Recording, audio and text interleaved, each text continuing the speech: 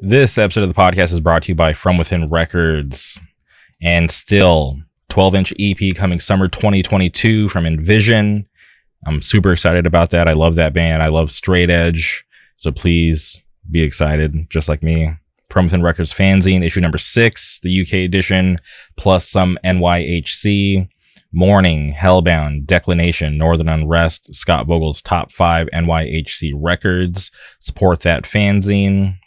Also available late summer 2022, the final installment in the trilogy, Once in Unity Comp Volume 3, Not One Truth. They just released new music, so if you haven't had a chance to check that out, please go boot up your Apple Music, Spotify, Tidal, Bandcamp, and support that band. They're awesome. Hellbound, Never Again, C4, Chemical Fix, Search for Purpose, Stiff Meds, Fool's Game, Contention, Buried Alive, Live It Down, Gridiron, Adrian, Broken Vow, Nothing But Enemies, Submit, Killing Me, and Wreckage. Also, if you're not following From Within Records on social media, go boot up your Twitter, your Instagram, click that follow button to stay up to date on all the current news. And like I always say, please support From Within Records because they support us.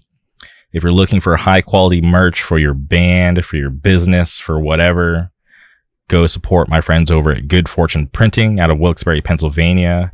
You can follow them on Instagram at Good Fortune Printing, or you can get in contact with them through email at contact@goodfortuneprinting.com. They do amazing merch. They did all of my collab tees.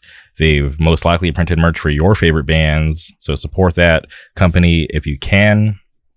On today's episode, we had to track down our good buddy Dave Baugher. He sings for a band called Weapon X out of Louisville, Kentucky. They put out their demo fairly recently. I'm sure a lot of you have heard it. If you're listening to this podcast and you haven't heard it, please click pause, do yourself a favor, and go seek out that demo before you listen to this podcast. It's amazing. I love being straight edge. I love that demo, and I am very happy to have had Dave on the podcast today to talk about the band, the demo. It was super awesome for me. I love Dave. I love Louisville, and I can't wait to get out there. But before we get into today's episode, I wanted to talk about this LDB comp that's coming out next month. I was fortunate enough to have gotten sent a copy of the comp, and a special treat for all of the listeners today, I will be premiering a new Weapon X song titled You Can't Outrun, which I'm very excited for.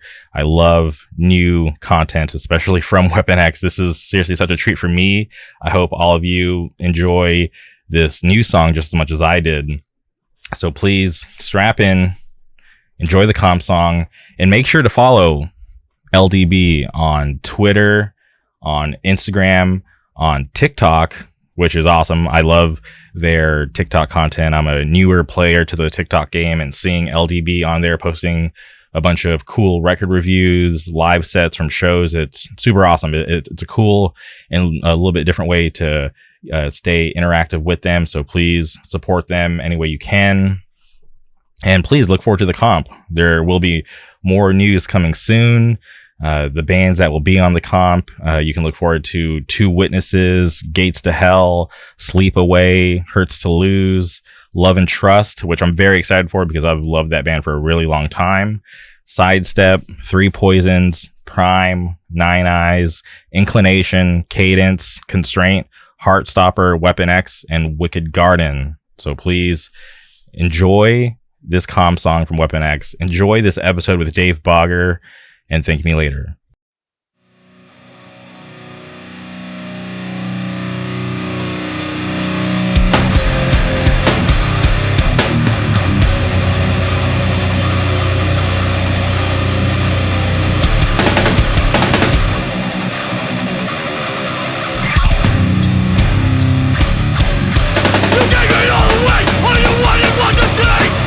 From the start I always down a dark grave. They're falling hard into a brand new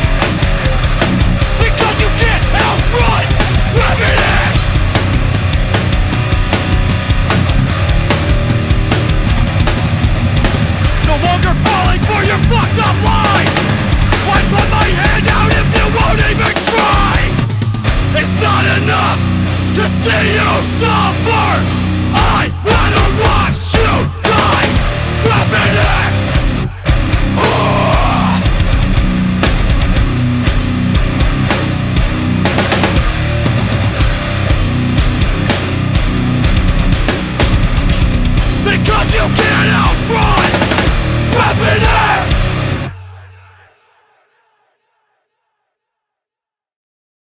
All right, and we're live. Welcome to the podcast, Dave. How's it going? Doing well. How's it going, Jamie? I'm doing great. I'm stoked to have you here on the podcast. I'm a huge fan of Weapon X, just like a lot of people. I'm trying to remember. I think I saw the band's name on a flyer, and I immediately reached out to Tyler Short, mutual friend, and I was like, great guy. Yeah, amazing guy. I love Tyler. And I was like, yo, like, what can you tell me about this band? And he's like, you'll hear about it soon. So he kind of just like left me like kind of in the dark, which I'm like, all right, that's fine. Maybe they're working on stuff. And then I remember I was at work one day and I just saw people like tweeting about Weapon X. And I was like, why is everybody talking about that band? Is like the demo out? And sure enough, I went and looked and the music was out, and I like kind of took a little break and like, sat with the demo, and I was like immediately just blown away. I loved the demo from start to finish. Dude, thank you so much. I really appreciate it. So, obviously, that was my little spiel about Weapon X, but I want to build back into that, right? So I kind of want to jump back to like your origins. Did you grow up in Louisville? So I've lived in a lot of different places, and it's a long story.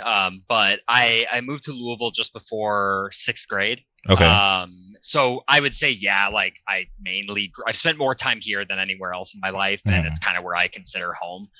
I've left and come back a few times, and this is kind of where I'm here to stay now. And I started going to shows in 2003. So it's pretty young. I think I was 14, 15 years old. And I've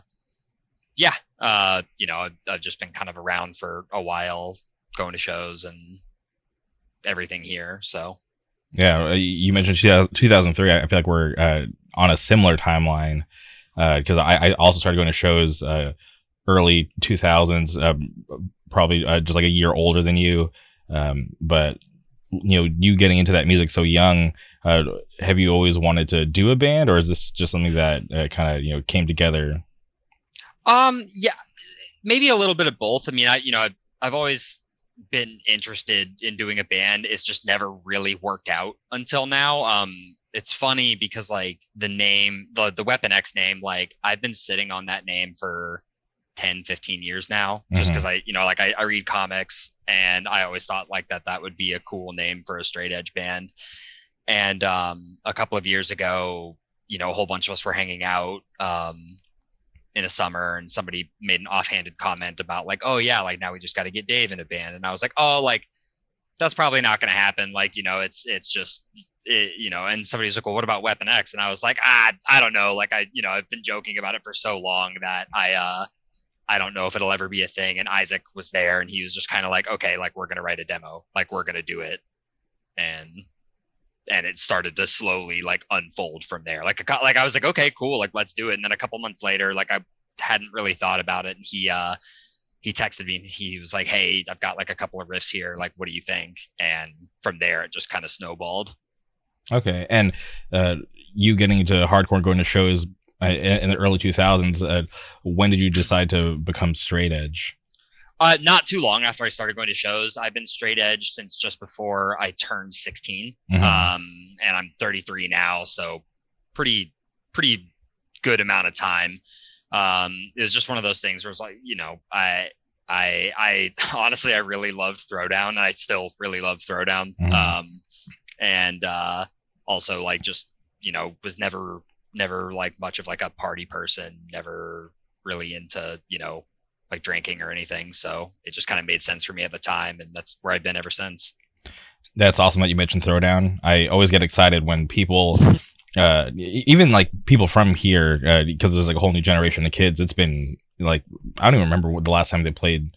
The last time I remember seeing them was at Chain Reaction, but I just love when people just talk about that band, because they were very important for me growing up too. And I didn't grow up in Orange County. I grew up in the Palm Springs area, but my friends and I, we would drive out to the Inland Empire, to Orange County to catch shows, and I got to see Throwdown like I first saw it when it was like the Haymaker era, so I didn't, Yeah, so I didn't get to see it with Keith Barney on vocals, but same. I love Dave as a frontman, so I still think those times were super awesome. So just hearing you mention that band, I don't want to let that band fade away, because it's No. like they haven't like completely hung it up, but who knows if they'll ever do anything, because I know they're open to it, but it's just I think it's just a matter of like scheduling and the right like offer, because for a big band like that to come back, I feel like it has to be worth their while, because Yeah. they're also busy in their personal lives doing other stuff.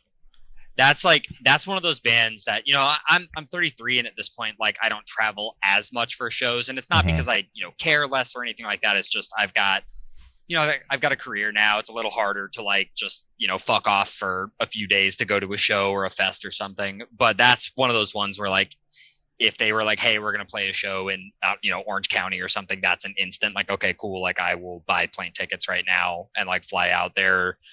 Still one of my favorite bands. They've got multiple records that I've listened to pretty regularly still. Mhm. I think they're and I don't know, people might laugh at me when they listen to this. I don't really care, but I think they're the best straight edge band of all time. Yeah, I don't know if I honestly, maybe because I'm such like a Orange County representative, like obviously, like I don't hide the fact that I'm a transplant, but I just ride so hard for Orange County because of Yeah. bands like Throwdown, because in my early years, that's like what I long for, is to have a cool local scene with bands doing it like them.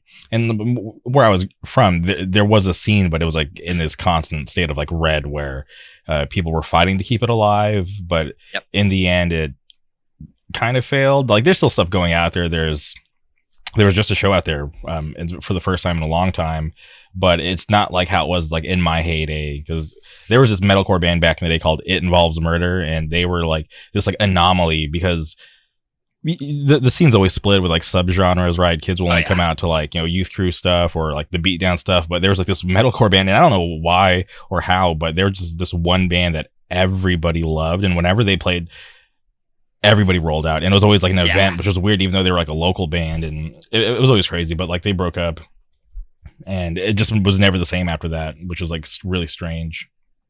Well, what's crazy too is like that whole set of Orange County bands from like that time period were all fucking awesome too. Mhm. I mean, you had Throwdown, Bleeding Through, 18 Visions, like it's all the same people. At least early on, it was the same like 10 dudes Mhm. cycling in and out of all of those bands, and all of those bands were unbelievable. Like just unreal bands. And you mentioned how there's like a lot of like splits along subgenres, and I feel like because I think you and I have a pretty similar experience. I feel like when I was a kid, and probably when you were a kid, that wasn't as much of a thing. Like you would see, metalcore bands touring with like hardcore bands, and like Mhm. for the longest time, like I didn't have it in my head that there was like this like split. It was just all hardcore to me. You know what I mean? Yeah. And that's kind of like, obviously, like, I, now that I'm a little older, I kind of recognize the differences, but like I still don't. I look at it kind of all the same way. Like if it's music made by people that are involved in hardcore, even if it's not strictly, I don't know, like hardcore punk, like I don't really see the point in having like the super hard delineation, because like if the ethics and the mindset is there, does it matter all that much if they play metal riffs over punk riffs or like whatever? Does that make sense? Yeah, no, I excuse me, I totally get it, but excuse me, I don't know what's going through it right now, but people just like to get like nitpicky, and it's weird that they want to put up these walls to kind of separate all of us, when in turn there's so many people who love multiple genres. Yeah. And I feel like I'm one of those people who think it's like a treat when I roll up to a show and it's a mixed bill and I get a little bit of everything. And I don't mind if I go to a show and it's all like heavy bands or all youth crew stuff, but I think it's just that much more fun, because maybe you're right, it does feel like a throwback to when we were younger, when those lines were like way more blurred. Yep. And I also like, I don't know, the way that I look at things is the more people that get into the things that I'm into means the more that those things will be able to like thrive and grow, and those communities will get better. So I think mixed bill shows, even if it's like genres of stuff that I don't really care for, I think mixed bill shows are fucking cool because it might like some kid, like I might be there to see, whatever, like hardcore metalcore band, whatever, and some kid might be there to see a pop punk band or something, but they might hear the other bands and think like, oh, like that's kind of cool, maybe I should check that out. And that's how, that's how you find new shit. And I think it's cool, and I think that that's something that should happen more nowadays. Yeah, I feel like there's starting to be like a turn, right, where people are starting to not be afraid to kind of like, think outside the box and maybe start a band that isn't what is cool at the moment, and Oh yeah. they care about more what they actually want to play, and they'll just kind of find out where they fit in versus like, caring about, being the next hype band or, being popular. They just, go out and do their thing and just figure it out. Yeah, no, and I think that's how it should be, and it's awesome. Again, the more people that are into the things that we're into theoretically means the more that those things will be able to grow and flourish, and that's always a good thing. Yeah, I definitely agree because I see those tweets about, people wanting to quote unquote gatekeep, which is always funny because good luck with that. There's Yeah, the yeah, internet. You're not really gonna yeah. These days, it's just not a thing. yeah. And I think it's like a funny as a joke, but Sure. you never know who you could be turning away. So I'm of the mind where like, yeah, I want to try to be as welcoming as possible, right? I'm not going to be everybody's friend, but I'm at least going to be nice enough to be welcoming. But I might not be your friend because people are weird, whatever. Oh But yeah. yeah, excuse me, when people play in these bands, that are different genres, they don't even know who they might be influencing because they don't know everybody in the room, and they're not, in tune with everybody's tastes. And it could just be one lucky night where somebody hears this riff or the band sounds super tight that night, and they're like, okay, cool, I want to start I something want to like play that. that. Yeah. Exactly. Yeah. And with the whole point of like gatekeeping, the way that I look at it is like the people that want to be involved and around will be involved and around and stick around. Hopefully they have a good experience, and like, Hmm.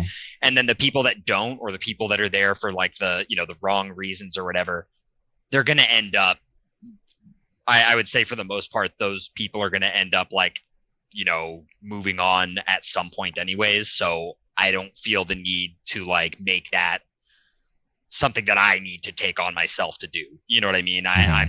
I want to focus on like keeping things cool and like welcoming and going well, in the places that or the place that I'm involved in, and the people that I'm involved with.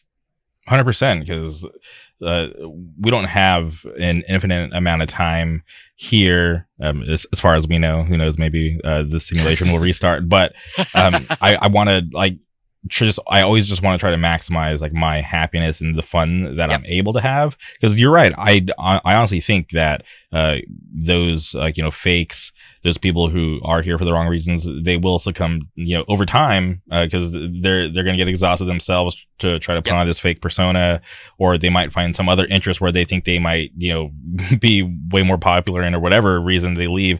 I always like to think that it'll just work itself out. Like the Yep. weeks and the posers, they never last. And trust me, like Yeah. as long as we've been around, like I'm sure you've seen just as many people come and go as I have.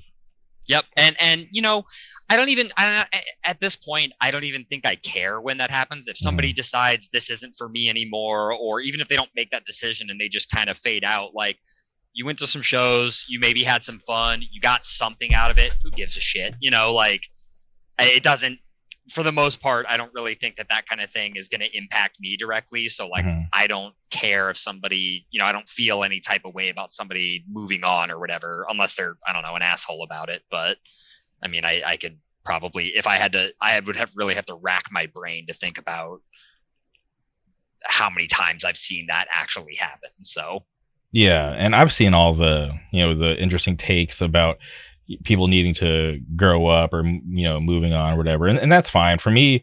I've ever since I got into hardcore, I've had like this thirst for wanting to find like the next good band, because right, it's like I feel like I find a band, listen to them, cool, that's like knowledge gained, and now they're on this like this roster that I have internally, and I know about the band. I'm like, all right, cool, if I found that good band, who's next?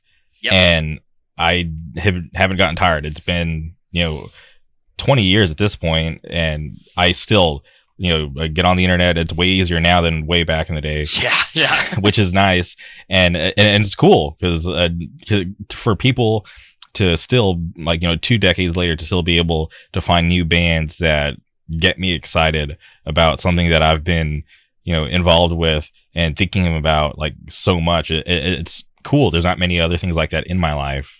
Yep. It's like you said, like I've been going to shows for almost 20 years at this point, and I don't feel any less like interested or engaged or like stoked about it. And I think I feel like the last few years I've seen from time to time, like I'll see on Twitter or something, like people talking, like, oh, like talking about moshing is corny, or talking about like it feels sort of like there's this idea where like being excited about whatever, the music, the moshing, the whatever is like corny. And it's like, who cares, man? Maybe it is corny. I don't fucking care. I don't have the energy to worry about whether or not I'm being like cringy about something that I like. I actually had like a thought about that this morning. I have a buddy, shout out Tommy. He sings for this band called Broken Heart, or excuse me, Broken Heart. His last name is hard. I'm totally mixing things up. He sings in a band called Broken Vow. Sorry, Tommy. Sick band. But he's currently on tour with Anxious, and they're on tour with Boston Manor, Higher Power, and Trash Boat. And he posted a video to his Instagram story of him, singing, with Trash Boat, and I was like, that's so cool, because I really enjoyed that band, and I got to see them like years ago when they were on tour with the Newfound Glory. Then they just kind of went dark, and a lot of bands, from their area don't really make it out to America that often. So I was like, maybe they're never coming back. But when this tour got announced, I'm like, all right, cool, I get to see them again. And then getting to see one of my friends sing with him and just look like he was having a blast on that tour, I was like, okay, I'm going to message him and tell him that, like, that video is sick and that I love Trash Boat. But I was like, this dude's like way younger than me. He might think I'm corny. But I'm like, whatever. He might actually appreciate this, because who knows? People like, I'm just like, whatever. I'm just going to let him know how I feel. And, he's obviously a friend, and, he liked the message, and it was like, I didn't, he didn't say anything weird to me. But I was just like, I don't care. If people think I'm corny, I'm just gonna just keep doing what I normally do. Yep. And I think that's the most important thing, because like, again, if we, I'm sure at some point everybody's going to do something that somebody else is going to look at and be like, oh, like that's corny. But like, if you're not hurting anybody, if you're not like bumming anybody out, who gives a shit, man? Yeah, I think I'm fortunate enough to have listened to so many podcasts and interviews with people that I admire and that are way more successful than me, and then have them just constantly beat into me that I can't focus on like what other people really think about me, whether it be good or bad. I just gotta stay focused and just keep doing what I want to do, because if I focus on too much of the good, I could get build up an ego and lose sight on why I'm actually doing the things that I'm doing. And the same thing with the negative. If I spend all day reading these bad comments about me or whatever, it's just going to eat me up inside, when those things in the end don't really matter. Because if it's not coming from the people that I care about and love, like, it shouldn't really affect me that much. Exactly. Yeah. I mean, if somebody wants to think the worst about you, but they're not somebody who's either going to try to have a conversation with you about it, or they're not going to, I don't know, come beat you up about it, why should you give a shit? Yeah, I love going to sleep at night knowing that my haters have to see me on their timeline, because I've talked to so many bands, and I continue to talk to so many bands that I know that people will listen to that don't like me, but they still have to see me get retweeted and posted on their timelines, and they can't do anything about it. So suck it, haters. You can't stop me. Um, but yeah, it's cool. But I'm really interested in you coming from Louisville. You've got to see it kind of rise from people not really caring about the Midwest and it being like a flyover state, and and there's always been good bands from there. Good bands from there, but people just never really took it serious. But for you to have been there for so long and see it, kind of grow into what it is today, like how has that been? It's really fucking cool, man. Like you know, I don't want to like the Midwest, the middle of the country is like kind of a hard space sometimes to tour through because like, the drives are really big and that's not to say we have it any, like, oh, like it's so fucking hard like here, like compared to anywhere else, but like it can be kind of tough to like, keep things going here versus like some other places where there's like lots of big cities, like, in quick succession, 2-3 hour drives, and you can hit a bunch of big cities. And that's awesome. Like, I think it's great that, there's places where it's maybe not quite as difficult to get that going, but it's really fucking cool. Especially, I feel like the last few years of LDB have kind of been a really good, like meter stick for that, because I think people have seen, 2019, 2020, and then this past year and kind of realized like, with like the lineups getting as crazy as they are and like the, people watch the videos and they're like, oh damn, like Louisville's actually a cool city. And it feels good. And I don't mean that in like a egotistical way. I don't mean that in like like my city is cool, but like my city is cool. And it's nice that like people are kind of maybe thinking about like, oh, like maybe I'll go to that fest next year, or maybe I'll come out to this show there at some point, because like I think what we have going on here is really cool and really special, and like a lot of people here bust their asses for it. And it's nice, it's nice that it's finally starting to show outside of just the surrounding area. Mm-hmm. I used to have this friend, shout out Natalie. She used to, talk about, yeah, I'm flying out to Midwest Blood Fest, and all of us in California be like, wow, why? You're a weirdo. Like, who do you know out there? And she's like, oh, I got friends. And every year she would go and still goes. And, props to her to, kind of have that foresight to, be down to support a scene like yours before it was cool to do that.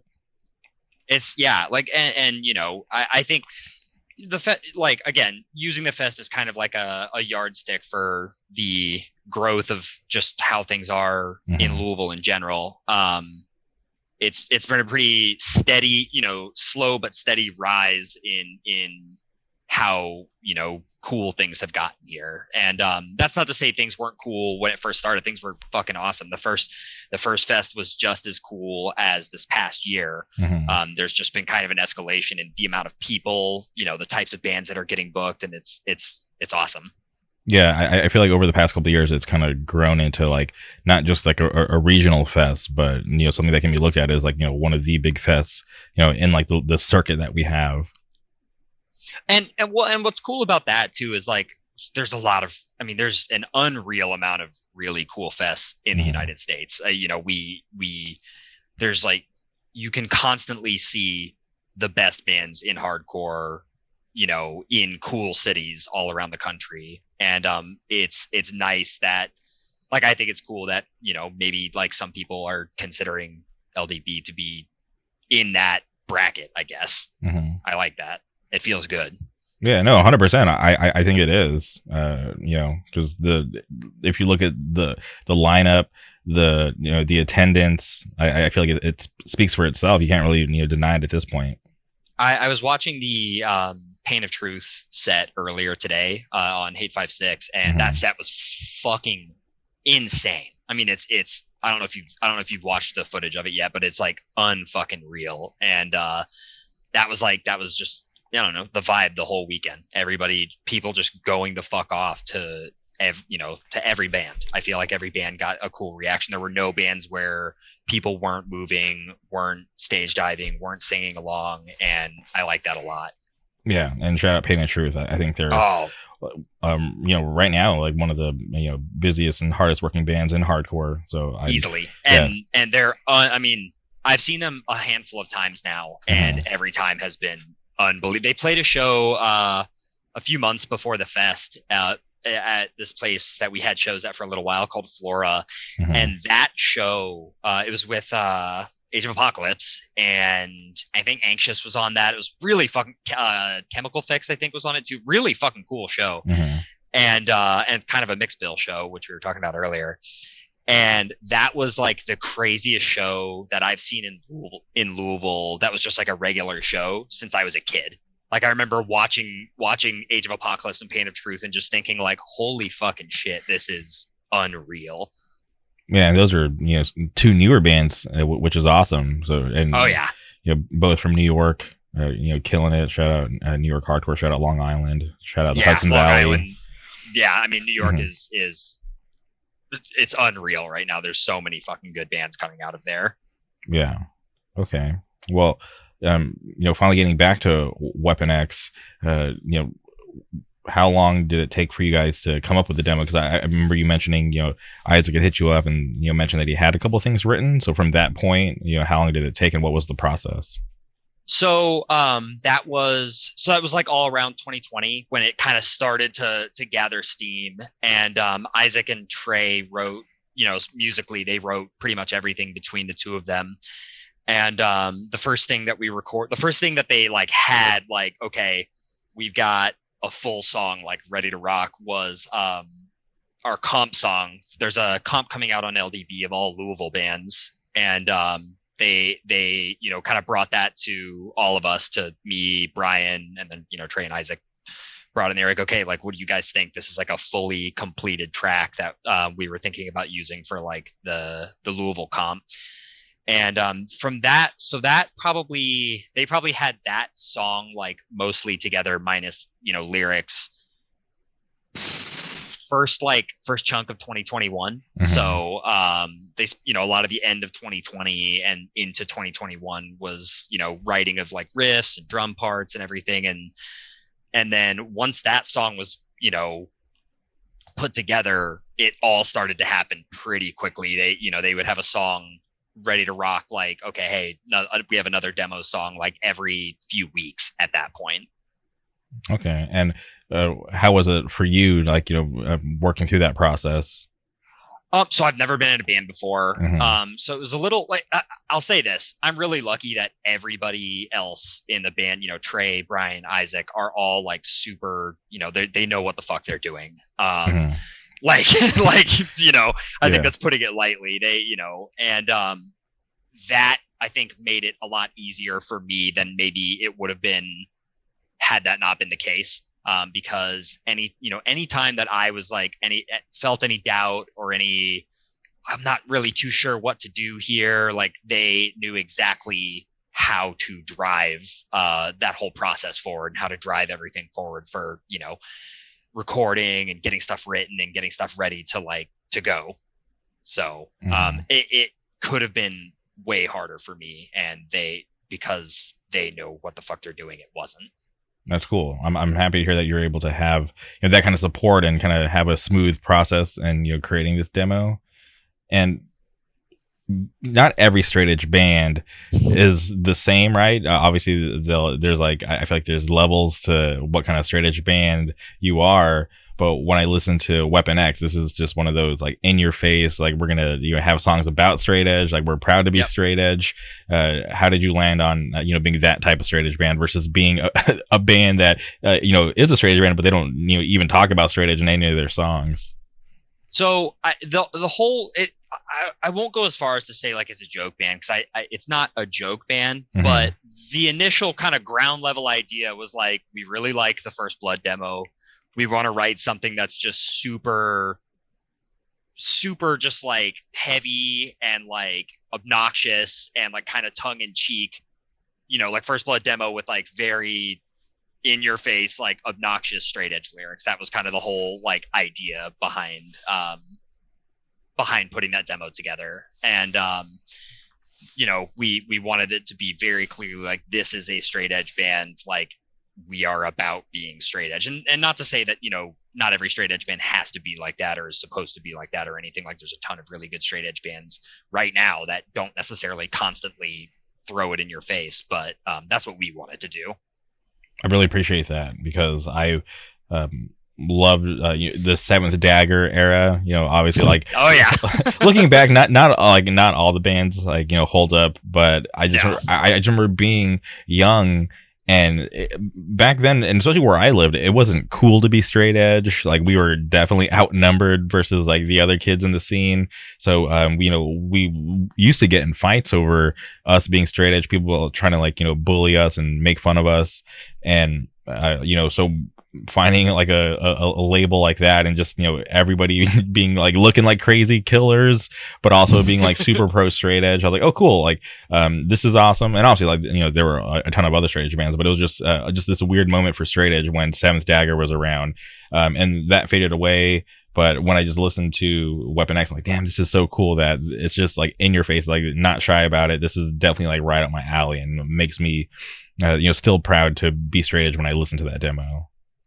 Thank you. Thank you. Like that's like what we wanted out of it, because like, again, I've been straight edge for a pretty long time, and we're all pretty serious about being straight edge, but we also like, ultimately the idea of it was just to do a like fun, heavy, obnoxious band. And that was kind of the goal from the start. And I'm really happy with how it all came out.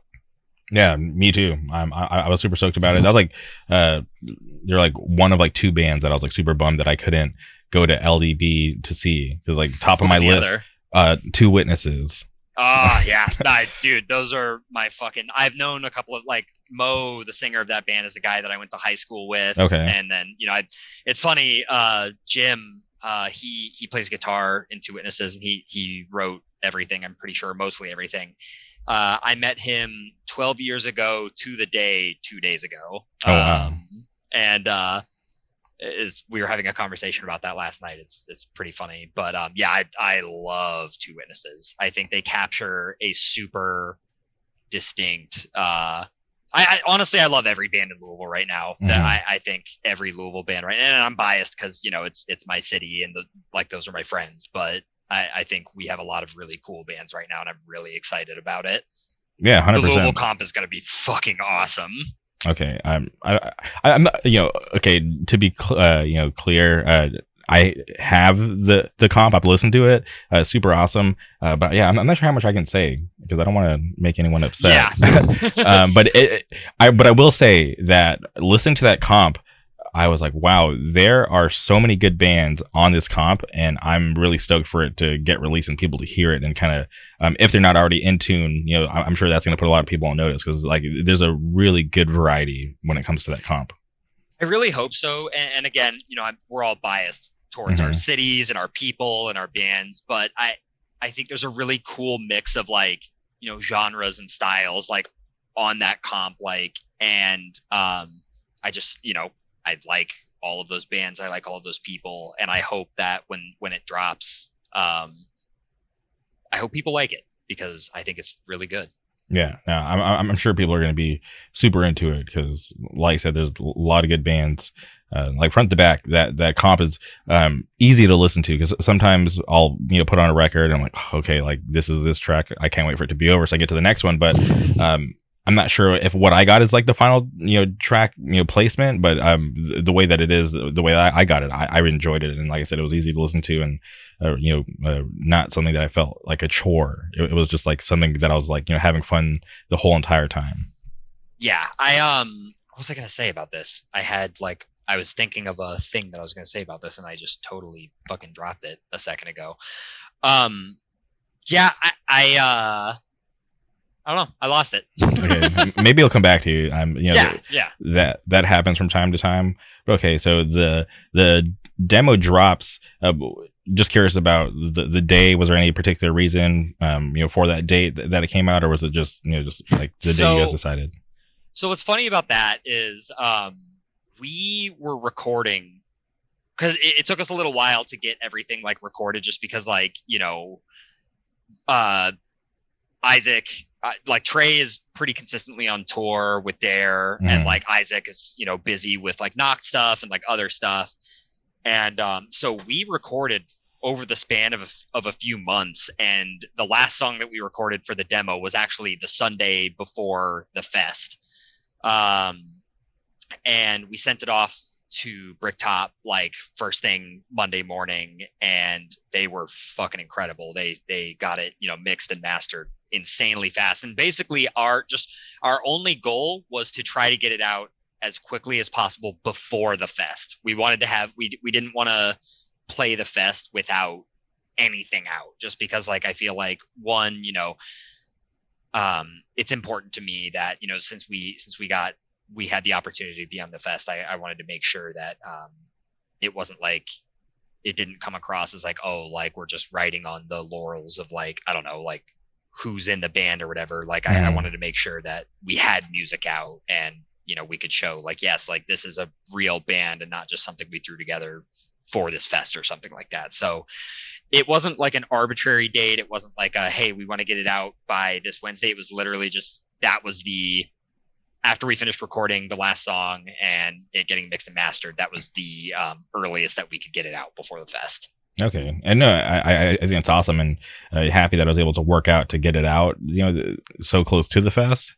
Yeah. And, shout out to Bricktop for, being able to get it done in time, because it sounds awesome. Like it doesn't sound. They went nuts. Yeah. They went ape shit on it. Like again, having never been in a band, I don't know what the fucking 80s processes were like before any of this. And when Isaac sent us like the first mix of it, I was like, oh my fucking God, this sounds like a almost completely different, like this sounds nuts. It's crazy how much of a difference it made. Yeah, one thing that I hate about having to do this podcast is that like the way that I hear audio is way different than before, because now and I'm so judgy, right? But I'm not like, I don't have any certificates. I'm not a real professional. I just, I'm just struggling to make this whole thing work.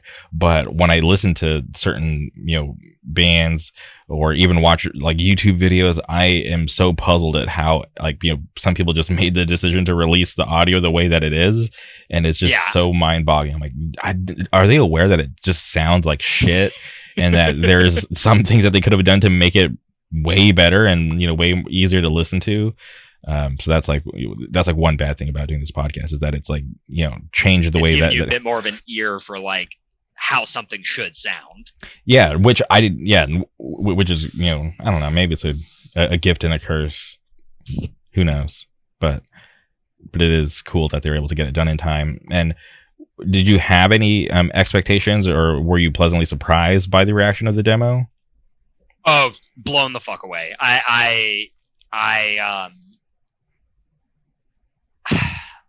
It's weird because I don't know how to talk about this without sounding like egotistical, and that's not my intent or goal at all. Mm-hmm. I am really, really stoked about the response that we've gotten.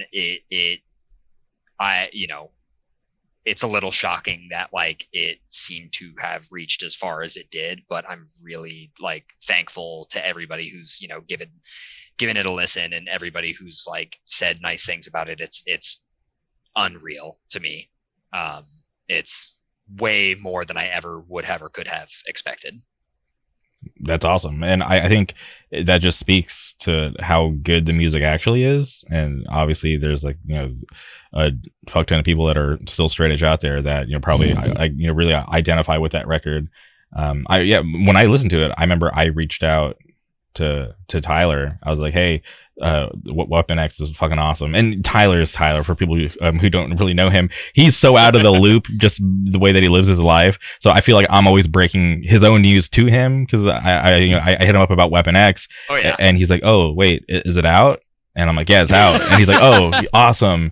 And then even like a week or two ago, I texted him. All he said was Canada, and he's like, what are you talking about? And I'm like, dude, like inclination to playing Canada, that's cool. And he's like, oh, did that get announced? And I was like, what? That's so fucking funny. I was like, dude, how am I? I'm like, okay, I get it. He chooses to not be on social media as often as I am, which is fair. But I do think it's funny when I do break his his own news to him. That's hysterical. It's really funny because that's maybe one of the most Tyler like things that you could have told me, and it's so in line with like just him as a person, and it's very fucking funny. Yeah, but I listened to the demo and I reached out to him. I'm like, dude, I need to have somebody from the band on the podcast. And then he told me, he's like, all right, he's like, I'm gonna text you Dave's number and figure it out. So Yeah, he texted me and he was like, "Hey, like, are you cool with me, giving Jamie your number?" And I was like, "Yeah, like, absolutely." And yeah, so I'm happy to be here. no, thank you. I'm happy that you're here. And you mentioned First Blood a couple times, which is funny because that was one band that I was reminded of when I listened to the demo. And I'm not like friends with the singer Carl, but he's been on the podcast before, and he will be back on. For Awesome. anyone who's listened to his first episode, Carl will be back on the podcast. But I sent. Well, I say him, but it's like I sent the demo to the First Blood Instagram because he runs it all. But I'm curious if he's seen it yet because he's obviously like in another part of the world. And I'm not sure. I know they and I also know that they're pretty busy. Like I know they tour Europe like constantly and shit, which is fucking awesome. Yeah. Yeah, that demo, I'll be honest, that like, and again, people might make fun of me for this. I don't give a shit. That demo is probably my favorite hardcore demo of all time. The split with Blacklisted is some of my favorite on both sides is some of my favorite hardcore music ever written. I really love that band a lot. My only tour that I've been on was I was doing merch for a local Inland Empire band called Every Man for Himself, and they were on the road with First Blood for their California tour. So yeah, I remember Every Man for Himself. I liked a lot of like the California like IE bands. Oh really? At the time. So yeah, that's wild. Okay, yeah. So I was on tour doing merch for them, and I got to do like a week with them, so I got to see. So every night I got to see Every Man for Himself, Death Before Dishonor, Bloodline Calligraphy, and First Blood. God, that fucking rock. That's like such an of the time lineup, and it's so good because that's a show that like, when I was a kid, had I seen a flyer for that coming through Louisville, I'd be like, oh yeah, like I'm fucking there. Like, and it's funny, I actually saw Death Before Dishonor in Cincinnati like a week ago. Okay. And it's the first time that I've seen them in probably, God, 10, 12 plus years. Like, it's been a really long time since I've seen Death Before Dishonor. And it was fucking great. It was awesome. They sounded great. They played a really cool mix of shit. Some shit that I didn't, newer stuff that I didn't recognize as well. And then they played like, it was awesome. Yeah, no, I truly respect that band. The singer Brian's been on the podcast before, and I just think for them to be doing it for so long, I feel like sometimes people take them for granted. And I specifically reached out to Brian. I'm like, like I love Death Before Dishonor. Like when I was young, getting into hardcore, watching Boston Beatdown, and like wishing I was born in Boston so I could have been a part of like that Boston scene. Like I rode my bike. So at the mall, what was the store? It was at FYE, the music stores that used to be at the mall. I don't fucking remember, but I used to always have them order like CDs and DVDs for me. And I had them order Boston Beatdown Volume 2. And I remember riding my bike to the mall to like go pick it up and buy it, and then like racing home to watch that. And it's funny, but you mentioned that specifically. It was like legendary back in those days. Yeah. Like oh yeah, it's like, have you seen it? I'm like, no, I haven't seen it. And then I remember I bought it. I don't remember why, but we were in Huntington Beach for some reason, and we were at some record store and they had it, and I was like, I gotta buy this. Yeah. And obviously, it was like passed around our friend group. I don't know who had it last, but it never got back to me. But obviously, you can go find clips of it on YouTube. I don't even know if you could even find a hard copy these days. But good luck. But I recommend it because obviously, it's like a time capsule. Yeah, because it's something accurate for the time, and I think for people who came after, I feel like it's a really important thing to see what they had to go through and what things were like back then for that scene, because like a lot of shit they went through, and like the bands that spawned out of there became some of the biggest bands ever. And to influence a lot of people to this day. So I always have a lot of respect for that Boston scene, and I always want to make sure that people don't take Death Before Dishonor for granted. Even though they've been around for a long time, like they're still, I think, an important band. And not only that, like what's cool is like Gates to Hell, which is another Louisville band. They're fucking awesome. They played that show in Cincy, and like those like the Death Before Dishonor dudes were like riding for Gates like super hard, and it's cool that like they've been around as long as they have, and they still, I don't know, like, obviously, like, I've been around long enough to know that like there's not really any rock stars here or anything like that, but it's cool seeing a band that has been around as long as they have still riding for newer bands. I think that's important, and I think that's really sick to see. Yeah, and they've always been like that. And for longtime listeners of the show, Oh yeah, they've heard this story before. But I used to play in a hardcore band back in the day, and my buddy Jeff Yuma, who still books shows to this day in Yuma, Arizona, he had booked my band, and we were playing with Death Before Dishonor and a couple other bands. I can't remember who else was on the bill, but in that part of Arizona, they don't do the time change for like daylight savings. So we're driving to the show, and my buddy Jeff calls me. He's like, "Yo, where are you guys?" And I'm like, "What are you talking about? We're on the way." And he's like, "Dude, we didn't do the time change. Like, did you forget?" And I'm like, "Oh shit." And he's like, "Yeah." He's like, "You guys are very late." And I was like, "Fuck, like, what do we do?" And he's like, "You guys are gonna have to headline the show." He's like, "I'm sorry, but like there might not be anybody here, but yeah, just show up." And sure enough, we got to the show. Everybody had left except for Death Before Dishonor and like our 5 friends from Arizona.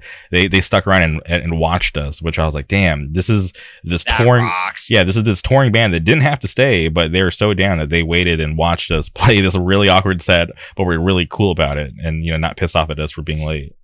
That fucking kicks. What a cool story. Yeah. Like what a cool thing. Hardcore rocks. Yeah, for sure. Yeah, so that's why like I just have a lot of respect for that band, and I don't want people to take them for granted just because they've been around for a long time. Completely agreed.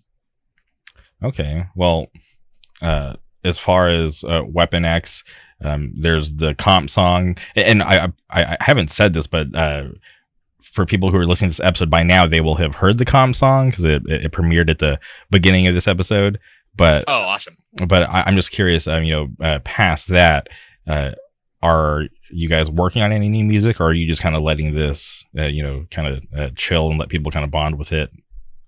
So I know like Isaac and I think Brian have already started kind of like doing initial work on new songs. So yeah, I mean, we're definitely going to do something else. I don't know how soon that's going to be. Clearly Noct is on tour right now, and Dare's about to go to Europe. So, everybody else is pretty busy with super cool shit. And I that's one of the things that I'm kind of stoked for about this band because, Noct is always going to be busy. Dare's probably always going to be busy. And, we just kind of get to do stuff on our own time when we're able to. And that means there's not really much pressure or stress or anything like that. And it's fun. We just get to have a good time with it.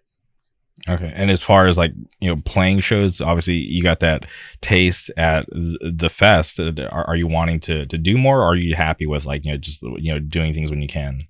I we all definitely want to do more. I know all of the guys are, we all want to play shows. It's just kind of where we can fit it in. We might have some stuff coming up that I don't think I can talk about yet, but hopefully, we'll be doing stuff soon, and I'm excited. Okay, awesome. And for people like me who miss out on the fest, will there be any merch available? I do think I think we're gonna do another run of the shirt that we did at the fest. Even that day we were like, fuck, like maybe we should have made more. The fest was just could not have asked for a better first show in general. It was way far beyond, again, anything that I ever would have expected as far as reaction and people buying shirts. And it was just, very humbling, very fucking cool. Okay. Well, I'll keep my eye open for that and, try to get one. Cause my buddy, Eric plays in Dare. So, I saw, I think it was, I can't remember. It was either him or his girlfriend Kelly wearing one, and I didn't say anything, but I was like, damn, I'm so jealous. I really want one of those shirts. We'll make sure you get one. Okay, definitely appreciate that. Yeah, that's something we definitely talked about. Like, okay, like clearly we probably need to make some so that everybody that wants one can grab one. So Mhm. Okay. Well, hell yeah. Well, I'm super stoked on the band, and definitely looking forward to seeing Weapon X do more. But one thing that I am curious about, I was browsing your Instagram, noticed that you're into video games. oh yeah. So I'm just curious to know, what are you currently playing, and like, do you play on a PC or do you have a console? So I have both. I have a PlayStation 4 and I have a PC, and I would say the majority of stuff that I play is on PC. Hmm. And I'm a fucking nerd. Like I play a bunch of like weird like milsim shit. I've been involved in an Arma community for like 6 or 7 years at this point. I play like a flight sim called DCS, but I also play like I finished my first playthrough of Elden Ring a couple weeks ago, and I've been meaning to kind of go through New Game Plus, and I just haven't picked it back up quite yet. So I played a pretty good range of shit. Okay, and just curious about your Elden Ring run. What kind of build did you go with? So, first build for pretty much any FromSoft like Souls game, obviously barring Sekiro because there's not really much in the way of builds there.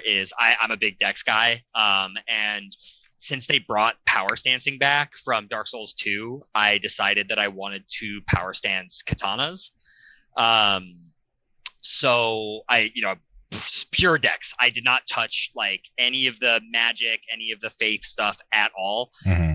I grabbed Yura, the Bloody Finger Hunter. He's got a really long katana called the Nagakiba, and I murdered him for it. Hmm. Mild spoilers, I guess, but I murdered him for that, and then a buddy did the same thing and gave me a second one. So I did basically most of my first playthrough with two 9 foot long katanas. And then when I beat Melania, I switched one of those for her weapon. Okay. So pure Dex, all power stance katana the entire way through. Pretty much, I didn't block, didn't parry at all. I'm really happy that Elden Ring was, or is as successful as it is, because I feel like it's kind of turned as like a pop culture thing. Oh yeah, Because for people who were familiar with FromSoft before and played Demon Souls, Dark Souls, and even games like Bloodborne. You mentioned Sekiro. yep, I always thought those games were awesome just because it actually presented a challenge, and it was like just unforgiving and super interesting as well, and like deep lore. And for Elden Ring to get this popular, I was just like very pleasantly surprised, because I had like friends who are like casual gamers like ask me if they should buy Elden Ring, and I just had to yeah, kind of same. give them like a fair warning. I'm like, I was like, I would recommend it because it's like, in my opinion, like a really awesome game, but just know that you're probably It's gonna hate hard. your life. Yeah, Yeah, it's hard. it's Like, and I would go as far as to say it's easily one of the best games I've ever played in my life. It's just I spent 3 days. So after I beat Radon, I spent like 3 days just looking at my map and saying, looks like there would be something cool here. I'm gonna go there and check it out. And like 99 times out of 100, there was something there for me to do. And I remember at one point I hadn't fought Renala yet, Mhm. and I was up like up near the capital city, like just outside of the capital city, and I was talking with friends about like, oh yeah, like I'm up here, or I found this item or this weapon, and they're like, dude, how the fuck do you have these things? How the fuck are you in these places when you haven't like progressed that far into the actual like story con? I'm like, dude, all I've been doing is just riding around, checking shit out, and like finding things to do. And I had a blast that entire time. I there was Mhm. never a point where I was like, okay, I'm getting kind of over this, or I'm getting kind of bored with this. It's such a well-made game from top to bottom. The amount of content there is that they packed into it is absurd. It's stupid. Yeah, 100%. I found myself like hours into the game and kind of figuring out that I missed like these like catacombs. I'm like, what the hell are catacombs? I'm finding these Yeah. like random doors in the side of a mountain leading me to these like, obviously these like catacombs that like have these like puzzles to solve, Yep. to finish. I'm like, wow, this is like another layer that I just because I thought I was doing fine going the right path, and come to find out there's like these things that I've been missing hours into the game. It's super fun. I can't recommend, and I maybe I'm wrong, but I feel like this might be like the most like user friendly one. So what's funny about you mentioning that is I think maybe barring Sekiro, because I think Sekiro might be the hardest from game, because you can't summon people, you can't there's none of those tools that they've given you in the other games to help temper how difficult it is. But I think barring Sekiro, Elden Ring is the hardest from game, but you have so many different tools that you can utilize to mitigate that. And I think it's part of why I feel okay with recommending it to people, because it's really hard. It's harder than any of the Dark Souls. It's harder than Bloodborne. It's harder than Demon Souls. But you have so many different ways that you can play it, and so many different tools that you have access to, whether it's like crazy ass magic, summoning people, the ashes that you can summon. Like it's unreal. I want to announce that I never beat Sekiro, because I think that was like it's fucking hard. That's one game that like almost like mentally broke me. I don't remember the name of the boss, but there was like this monkey, and it had it was like Guardian ape. Yeah, it was like an undead monkey, and I remember like I got through the first phase and I was so excited because I thought I beat him. And then there was the second phase. And I'm like, really? Are you kidding me? Like, I have to learn this second phase. Well, and what's funny about that part is they when you beat the first phase, it does the thing that it does for every other boss, where it says, what does it say? It does the thing where it's like something defeated, and you're like, okay, like I'm done. And I'm really glad that like when I played it, I didn't have that spoiled for me, so that when he fucking picks his head up, it's like, what the fuck is going? I don't know. It's great. Yeah, that I had to revisit that, and also I'm hearing like after the fact that was like originally supposed to be like a new Tenchu game, which I had no idea. Yeah, I love Tenchu as well. I'm really into like I like FromSoft a lot, and there were rumors, either end of last year or earlier this year, that we're getting Armored Core. Like another Armored Core, and nothing has really come out since then. And I am very impatiently waiting to hear if that's what like they have on deck next. Yeah, and I'm trying to think, that the Souls type game is so awesome. Oh yeah. Yeah, they're like amazing for creating that. And like, have you ever tried like Neo? Yeah, I never played the second one, and I've been meaning to for ages, because I've heard if you like the first Neo, the second one does everything that it did better. And, Team Ninja is the fucking shit. So Neo's a blast. And I keep meaning to pick up Neo 2 on PC, and I just haven't done it yet. Yeah, I think the only one that I haven't tried is Code Vein, right? Is that I haven't tried Code Vein. It's one of those things where it's, I've had friends that have played it, and they're like, it's anime Dark Souls. So, you'd probably like it. And I that's another one that I've been meaning to play. I always was interested in trying the Surge. It's like the super like sci-fi industrial Souls game. It looks really cool, but I haven't played that either. Yeah, I remember, what was it like for like Jeff Keighley's his like little conference that he does. I forget what the hell he calls it. But there was like rumors that there's supposed to be like a Final Fantasy like Souls game. Interesting. Yeah, and I'm just like I'm just a sucker for anything Final Fantasy, so I'm like, same. Okay, like I would love to play something like that. Okay, wait, I didn't even know you like Final Fantasy, but I love Final Fantasy. I grew up, so like I would say I'd have a hard time placing it in here, but I think Final Fantasy 6 is easily in my top 10, and then honestly 7 probably is too, in my top 10 games of all time. So that's funny that you mentioned 6. I bought the Pixel remaster on Steam, and I tried booting into it, and it just is like takes me to this black screen. I'll just say like now loading, it'll like flash for like maybe like 30 seconds, and it just like stops flashing. Doesn't open. And yeah, and I thought maybe something was wrong with my PC. I like uninstalled, reinstalled like so many times, and then in like the community forums on Steam, they're just like, yeah, if you have like an NVIDIA graphics card, like it's just not gonna work. And yeah, and I was Weird. like, yeah, it was a weird thing, and it really bummed me out because I was, well, not because I spent my money, but also I was just really bummed that I wasn't going to be able to, experience the Pixel remaster. So Yeah, I need to check that out because I haven't looked into the Pixel remasters at all. But dude, 6 is, if you haven't played it, 6 is unbelievably good. I think it's got one of the coolest like central casts in all of Final Fantasy, because that's a big thing for me.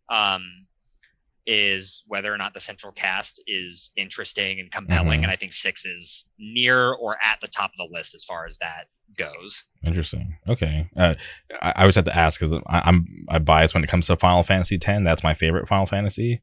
So I'm curious, like how you enjoyed that, or if you even enjoyed it. Okay.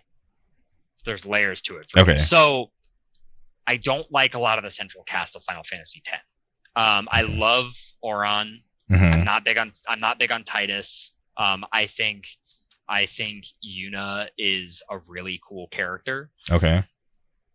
So I'm iffy about 10 because on one hand, I think a lot of the gameplay stuff they did is phenomenal. I think the sphere grid is really fucking cool. I think Blitzball is one of the like most fun and also like one of the most well fleshed out like kind of side things that you can do, because you've got Blitzball, you've got Triple Triad from Final Fantasy VIII, and those kinds of like they're side things, but like there's a good amount of content to them. I think Blitzball might pound for pound be the best of those. I used if you would have asked me like a few years ago, I'd have said, yeah, like fuck Final Fantasy X, I don't like it. But I think my stance has softened on it over the years because I think there's enough about it that I do like that that it counteracts the handful of things that I don't like. Also, some cool shinfo that I found out not too long ago. The guy that sings Another World was a straight edge dude, I think from the UK, that sang for a straight edge band over there, and I thought that was like just a funny little link or like a funny little piece of shinfo. That's crazy. I never heard that before. Okay, well, that's cool. I definitely like hearing people's opinions on Final Fantasy X, whether they like it or not. Because for me, I'm just a sucker for that story, right? Oh yeah, I do. One of the things that I really like about the story is that I think at the end I like that it's not necessarily wrapped up with like a nice bow tie. Like it's not necessarily a bad ending, but it's also not necessarily like a super happy ending where everybody kind of comes out of it like on top. And I think I like that. There's some layers to it. Wait, so how did you feel when they announced Final Fantasy X-2? So I've never played 10-2. I have been told by like a not insignificant amount of people that it's actually really fucking fun. I would agree because they make it interesting with like all the costume changes when you switch classes. So it just makes it fun with like just like the amount of like different combinations you can have, and just I think the three girls, right? Yuna, Riku, and Pain. I think they're super awesome. Just like Pain being like a newer character, because they didn't have to like introduce like a new character to the series, but I'm happy that they did, and I think it's worth playing. It's not like the best, but just to try something different. The first Final Fantasy to get a direct sequel, it was a good effort. And also, like, I feel like the whole, because I think some people have this bias against it just because it's a direct sequel, and like Final Fantasy isn't supposed to have a sequel, but like, heavy spoilers here for anybody that hasn't played it yet. But like, if you look at the Final Fantasy VII remake, that's not a remake. Yeah, that is a sequel disguised as a remake. I think that's how have you played the 7 remake? No, if I'm being honest, I have not, because I do not own a PlayStation. Breaking news. Yeah, it sucks that it's only on PlayStation, because like I want to play Intergrade, which is like the, I guess, I don't know how much content it adds, but I know like Yuffie shows up in Mhm. it, and I can't because I don't have a PlayStation 5. Um, I don't want to spoil it for you, so I'm actually going to shut the fuck up here. Okay. But I think someone like data mined in that like there's going to be like a Steam release at some point. that's So awesome. That yeah. that rules. I'm happy about that. I'll honestly probably rebuy it because I've been thinking about replaying it. Mhm. But yeah, if you get a chance to when you get a chance to play it, we should circle back around because I would be interested since you like Final Fantasy. Mhm. I would be really curious to hear what you think about where they take it. Okay, and you mentioned you're like really into like the core class. Are you a fan of like a smaller roster versus like a bigger roster?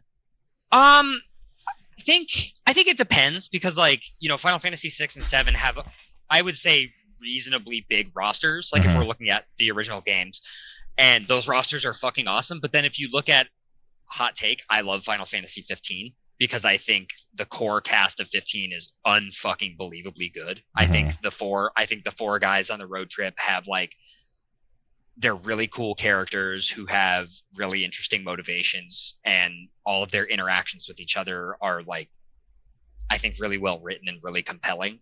And that's like a pretty small cast when it Hmm. boils down to it, but I really like that too. So I think it just kind of depends, on how everybody's written. Yeah. Did you ever play Chrono Cross? Yeah. Oh yeah. Yeah, I feel like that's like a little too extra when it comes to A like little bit too much. yeah.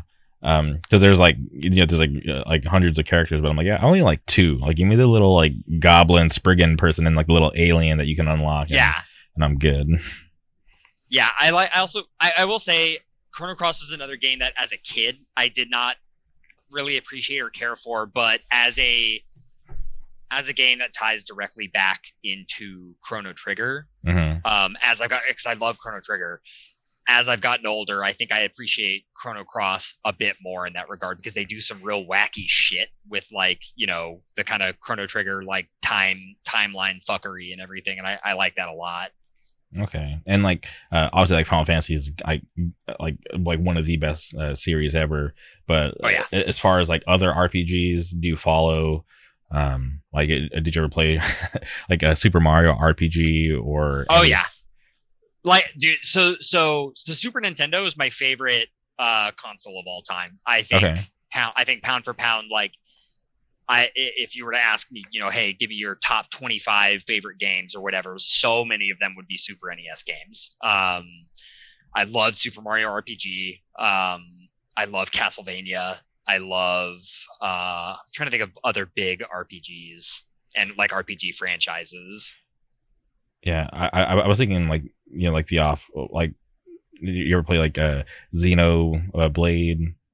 Yep, I played so I haven't played like the only one that I've played is the PlayStation, the first PlayStation one. Is that Xenogears? Yeah. Yeah, I played Xenogears, and I know that there's not really any relation between Mhm. that and like Xenoblade and all of that. But like I've always been nominally interested in those just because I mean they're JRPGs, and at a base level like I like a lot of JRPGs. So I need to take the dive into those.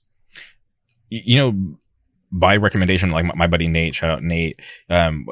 We play Apex together like all the time, Mhm. and he was talking about this Yakuza game, Like a Dragon, and he was like, "Dude, this game's so fun! Like, I just got like a dildo as a weapon, and it's kind of wacky." I'm like, "Okay, that sounds kind of interesting." And he's like, "Yeah, like it's turn based. It feels like a throwback, but it's really good." And he kept talking about it. And one day I was like, "All right, fuck it, I'm just gonna buy it and see what it's like." And I fell in love with that game because it was like everything that I love about RPGs, and like I could not recommend that to like anybody who's even like remotely like a fan of that series or even like JR that type of game.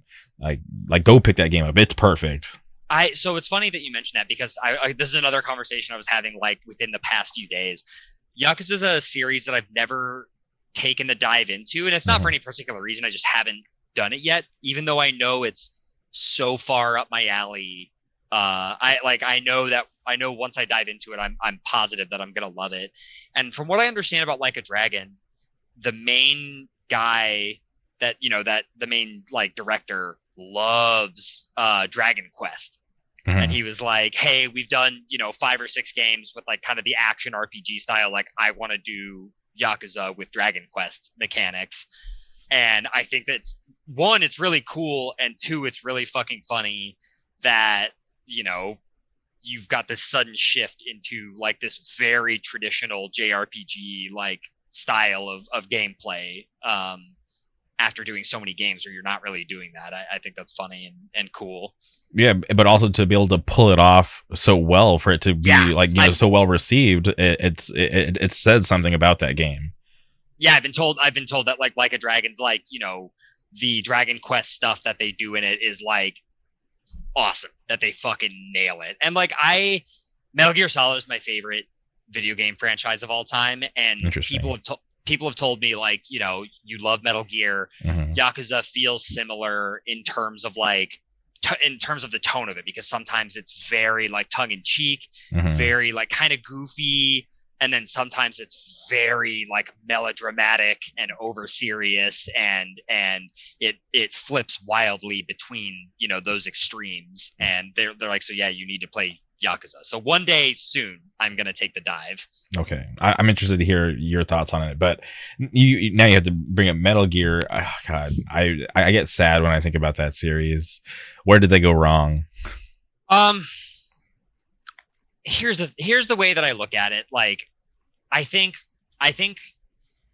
by the time Metal Gear Solid 5 was coming out, I think the franchise was always going to be on borrowed time at that point, because I think from like 2 onwards, Hideo Kojima didn't want to do Metal Gear anymore, and he kept getting tapped for it by Konami. And I'm okay with it, because like I love Metal Gear Solid 3. I love Metal Gear Solid 4. I love Metal Gear Solid 5, even if 5 is like a technically, incomplete game. I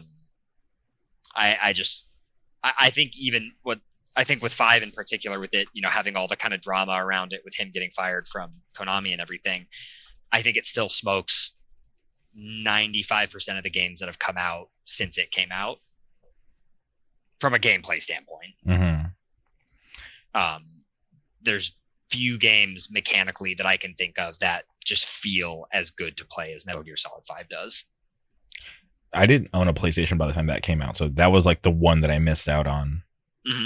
It's on PC, so. Do I want to? Okay, all right. I'm gonna have to dive in at some point, because I loved Metal Gear Solid 2 is my favorite, because Me too. I think just the story was just so cool, and just like the thought of like just kind of being in like this like one area, that oil. Yeah. I was like, this is so cool. And obviously, like, there's like another character that you play as. I remember people being so upset at the time, but I'm like, oh, this guy seems kind of cool.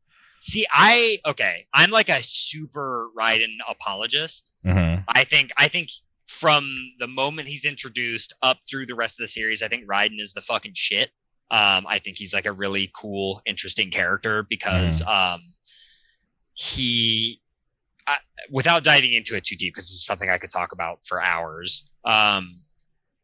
He's not like super self-assured and badass like Snake is. He doesn't have the experience. He doesn't have the know-how. He's a guy who finds out over the course of Metal Gear Solid 2 that everything that he does, everything that he knows, everything that he recognizes in his life is a sham. Like it is all, a simulation. It's all a lie. And he still endeavors to do the right thing, to finish what he's supposed to do. I think that's fucking cool. And then eventually turns into a badass. Did you ever play Metal Gear Rising? Yes, I fucking love Metal. It's funny. I stream from time to time. Okay. Not like, I don't take it super seriously. It's not something that I like want to like do as like a career or anything. I just do it for funsies. And I'm probably I've been talking about streaming Metal Gear Rising soon, because I haven't played it in a few years, and I love Rising. It is, if you're listening to this podcast and you haven't played Metal Gear Rising, even if you don't care about Metal Gear Solid, you owe it to yourself to play that game, because it is such like a distilled, like Like they had such a distinct idea of what they wanted to do with that game. And I think it's not super often that you see a piece of media that just has such a focused idea of what it wants to be. And it fucking rips. Yeah, and especially being a spin-off of something Yeah. that is huge as Metal Gear, and for it to be so different but so fucking cool at the same time. Yeah, it's awesome. It's Yeah. and it's like universally, acclaimed. Like everybody, I've never met somebody that's like, oh, like yeah, like Metal Gear Rising sucks. hmm Fun fact, Metal Gear Rising, the last video game that I bought in physical form. After that, That's sick. I followed in the footsteps of my good buddy Zach, and I'm 100% digital.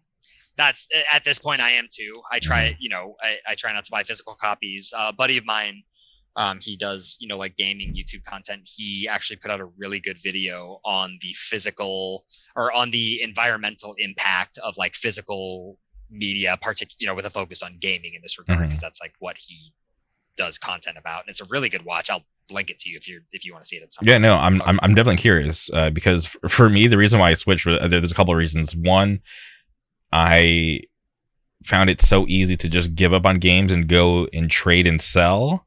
Yep. So now it's like, okay, I buy and own the license. So now I'm just stuck with it. So I have no other choice but to play it. So that's one reason. But then also, I kind of got over having to go to these consoles turned more into like computers, right? I hated going to these midnight launches, getting my copy, going home, and then having to install and update, and then it's a pain in the ass. Yeah, so it's just like, I'm gonna go digital. I can preload, so when it hits 9 p.m., I don't even have to wait till midnight. I'm good to go. Yeah, it's awesome. I'm the exact same way at this point. It's like I like going to the movies from time to time, but 9 times out of 10, if I want to watch something, I'd prefer to be on my couch, like chilling, watching it in my home. You know what I mean? Yeah, I feel creeped out when I go to the movies, because I would normally go to the movies alone, and I always run Great into like style. yeah, I always run into like these weird situations where like I'm in an empty theater, some creepo will come and sit right next to me, and I'm just like, come on, dude, like dude, let me enjoy this in peace. Yeah. Yeah. Or I got I won't even tell the story, or I'll just have it like just other people in the theater that are just really annoying, and like you try to just not pay them any attention, but it's hard not to. Yeah, there's this kid next to me sucking down on his icy that's clearly empty because I could hear him sucking on air. I'm like, dude, shut the fuck up. I didn't pay the $25 to come to the 4D theater to hear you suck down on this air, you annoying kid. And then like, it's just, Yeah, 9 times out of 10, I'd rather just be on my couch and watch it. And there's a few movies that I've seen in theaters that like I'm glad I saw it in theaters. I'm glad I got that particular experience in theaters, but for the most part, I'm happy with just chilling at home and watching. Yeah, no, same here. I would much rather be like in my own environment instead of having to, be on kind of like edge for anything, right? So yeah, agreed. Yeah, but I got to get out to the theater. I got to watch Morbius at some point. Not because I'm like excited, but because I know because I do like these podcasts with Tyler frequently. Like whenever an MCU movie comes out, we'll come on and talk for hours about it. Tyler Short, right? Yeah. Just to make sure. Yeah. He and I talk about we talk about the MCU stuff a lot because we both like read comics a lot, like as younger guys. So like I love the MCU. If you would have told me as a 13-year-old that we were gonna get fucking 50 of these movies and TV shows, at the quality that they're at, I would have told you you're full of shit. So yeah, that's why these days when I hear people bitch about like oversaturation or how it's ruined the movie industry, I'm just kind of like, I don't think so. I think it's just something new that's obviously it's taken over, but there's still like other good types of film out there. It's just this is just what's popular right now. I think the one argument that I sort of can understand is that the type of money that they have made for like the industry sort of makes it hard for other smaller movies that are just at a base level never going to make a fraction of that money. It Mhm. can make it harder to especially like indies or something. It can make it harder to entice theaters to like carry those movies and screen those movies and give those movies like a chance to make it, and that's like the one argument that I understand. The idea that like, oh, they're not art, they're not whatever. It's like, dude, I don't fucking care, man. I this idea that like that every movie has to be, I don't know, fucking Citizen Kane or some shit. Like, I don't give a shit. Yeah, me either. Because even being younger, right, getting to see like Wesley Snipes as Blade, or Oh, incredible. even Ben Affleck as Daredevil, Matt Murdock, I was happy with that, right? Yeah. But then when you get to see those X-Men films, even though they weren't the greatest, and then even that first Spider-Man with Tobey Maguire, Yeah.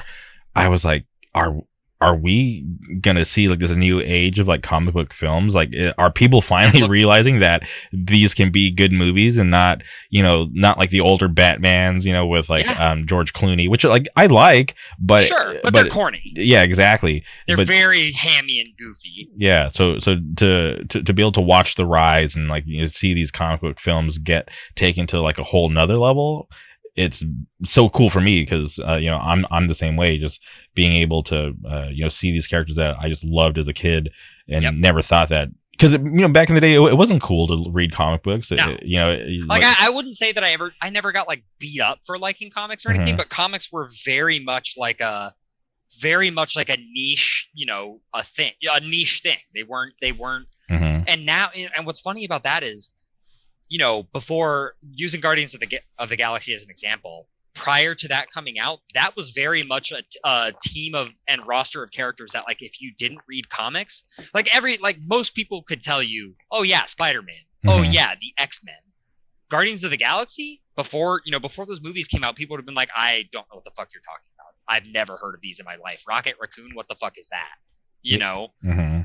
Yeah. And I think it's cool that obviously we're getting the big heavy hitters. We're getting Spider-Man, we're getting, the Avengers, but we're also getting like some of the deeper cuts have been really popularized, and I think that that's sick. Yeah, one of the things that I was most excited about, like you can see it behind me, like on the floor right here. Sorry, it's like weird to point out. The Netflix stuff. Yeah, that was a game changer. I remember I had friends from Vegas coming into town to stay with me because like we were like doing like a Disney weekend. And I was like, yo, like you guys are getting in on the day that Daredevil premieres, and I can't watch it like when it drops because I have to go to work. So when I get home, we're watching Daredevil, then we're going to Disneyland. And they're like, okay, like we don't know why you're so obsessed, but like we'll watch it. And they were hooked. I've got a take about Daredevil. Okay. Netflix Daredevil. I think the Netflix Daredevil, pound for pound, is the best piece of MCU content that's been made so far. I love Daredevil, like a lot. My heart was legitimately broken when it got canceled. Obviously, not because of like ratings or whatever, but because of like they're starting Disney Plus and they're doing like a whole different thing. When that whole thing started to crumble, I was just like, why? Heartbroken. Yeah, I love Daredevil. Like the first season of Jessica Jones is unreal. First season of Luke Cage is fucking unreal. Iron Fist maybe not so much, which is a bummer because like I love Iron Fist as a character. I mean, even like, not that I'm trying to bring it back around or anything, but like the band is called, like, we're X Weapon X technically, because we did find out that there's a band from like a thrash band from LA called Weapon X, but like the band name is a Wolverine reference. It's and so like comics fucking rule and the MCU fucking rules.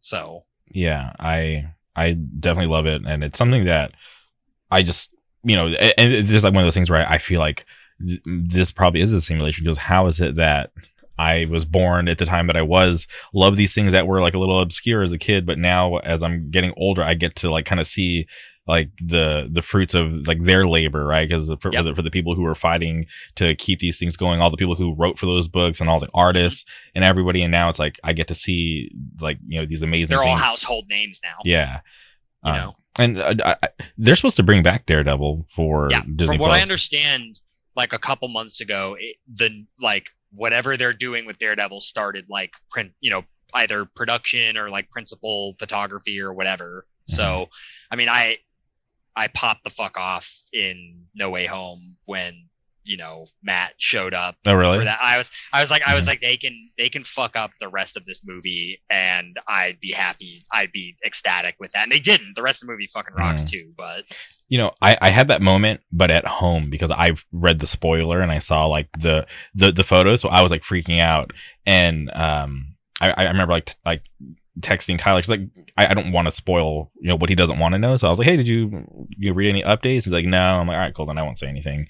yeah. But going to the theater with my friends, they know how much I like Daredevil. So when they saw him for the first time, they looked over at me and I was just casual.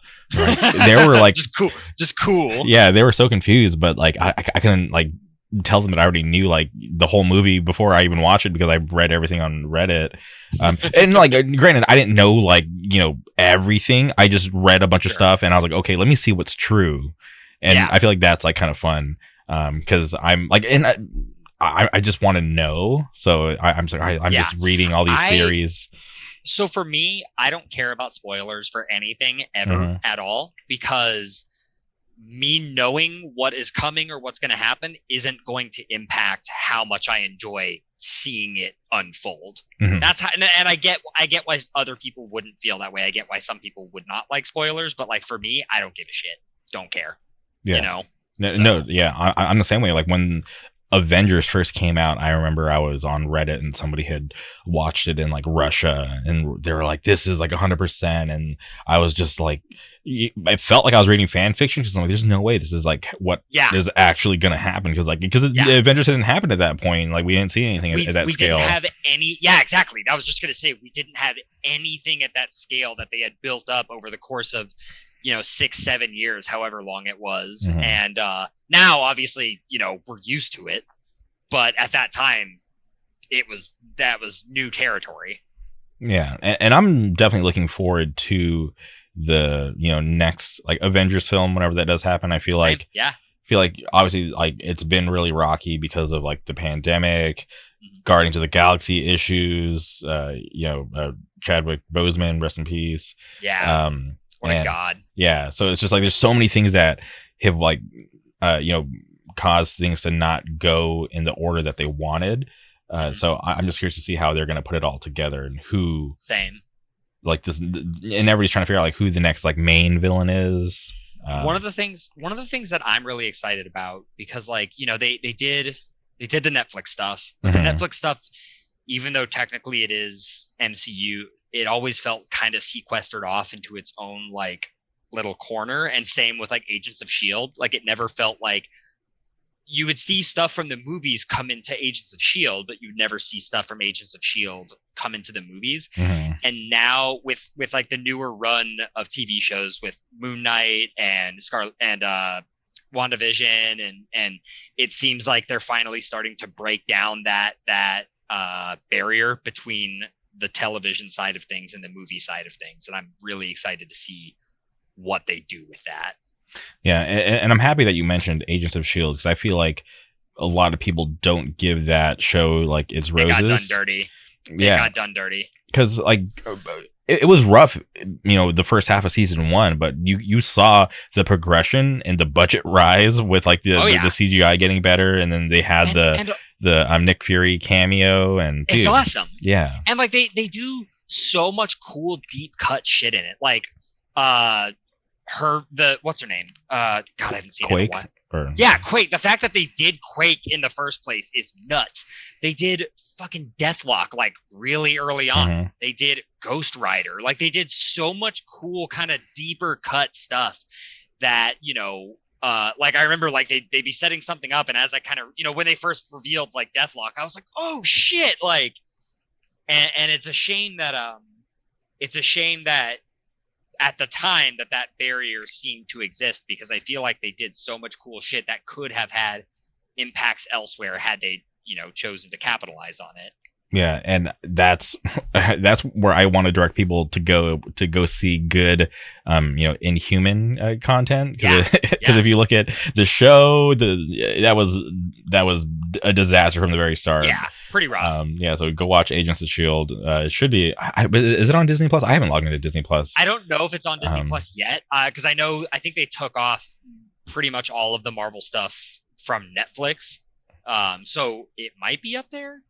I would mhm. hope, maybe, but Yeah, no, but I'm real happy that you mentioned that show because it had everything, right? yeah, yeah. It was They so touch good. they touch on almost like the only major thing that I can think of that they don't touch on much is X-Men, which like even then like Quake kind of an X-related character because I think in the comics she's a mutant. I could be mistaken. I'm a little rough on. No, I think she is Inhuman pure, but Is she? Okay. yeah, but I think the only reason why they couldn't touch on X-Men back then was because they didn't own Fox Didn't at have the time. license. Yeah, Yeah, and now I mean now we're seeing art. Before I say this, are you caught up on Moon Knight? I have spoiler alert. I have not watched a single episode.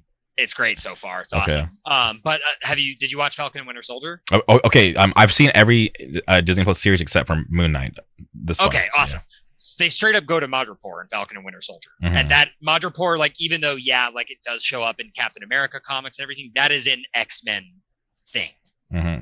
Like, and then even the early Doctor Strange 2 trailer, right? You hear oh yeah, yeah, I remember I was freaking out because I'm I like popped the fuck off. because I've always said that X-Men has just been okay, right? I feel like Days of Future Past is the best one out of the Agreed. bunch, and when I look at what Fox was doing, I'm like, they're just ruining the legacy of X-Men. They've killed off Fantastic Four. They've made it an embarrassment.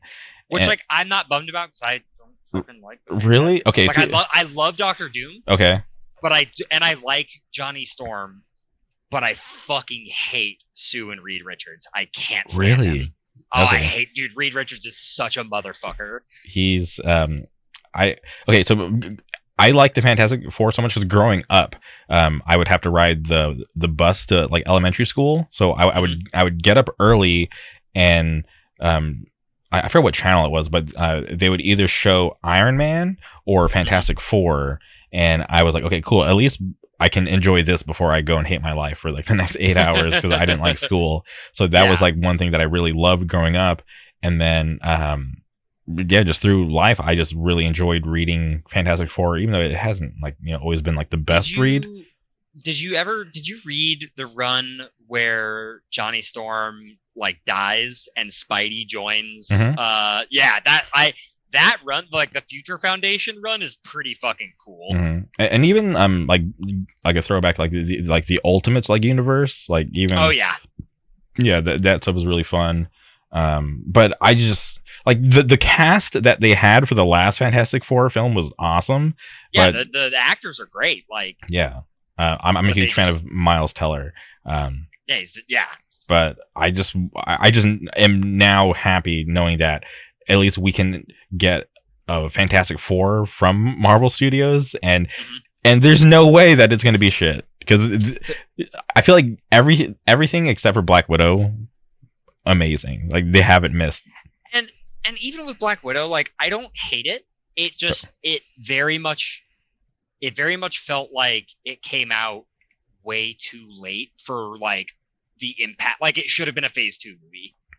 Yeah, I feel like it suffered heavy because we got so much promo and it was supposed to come out for so long. And then when it came out, it just kind of was like, this is weird that we're getting this story when we kind of know like her future, Exactly. Yeah. It was very, very weird decision to me. And, I wonder how much of that is like the standard, like Hollywood, like kind of sexism, like, having a woman lead. I don't know. Mm-hmm.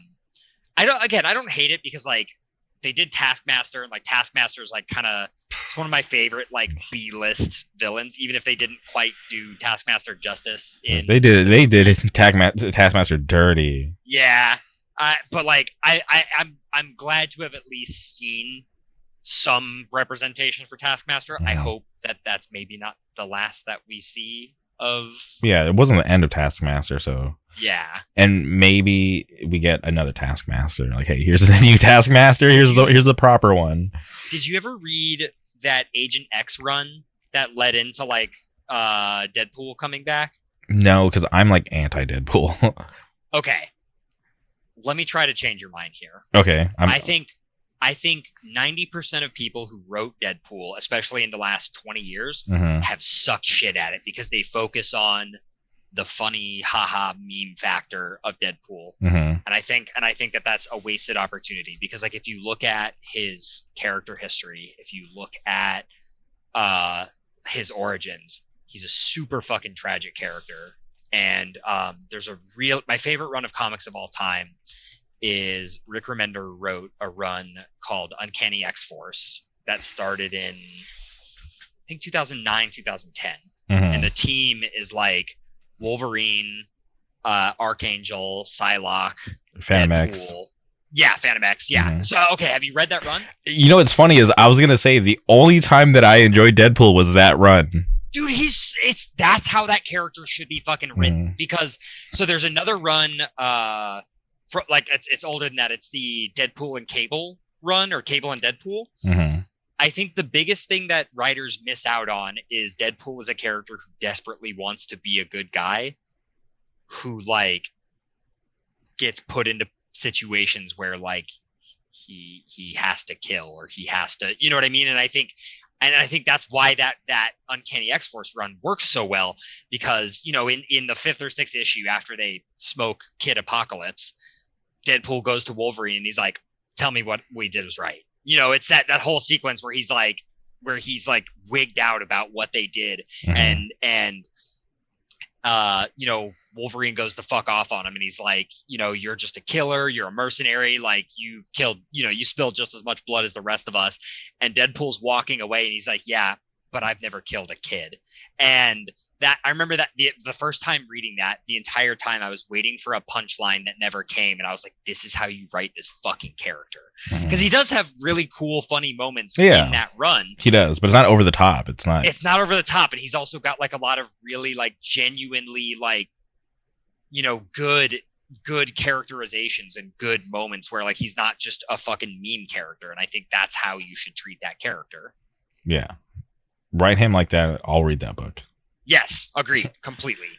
And surprisingly, I enjoy the movies, which is weird. Yeah, I mean, well, they sort of do that though. They sort of like they are very funny, but like they also sort of focus on like how much Deadpool's life fucking sucks.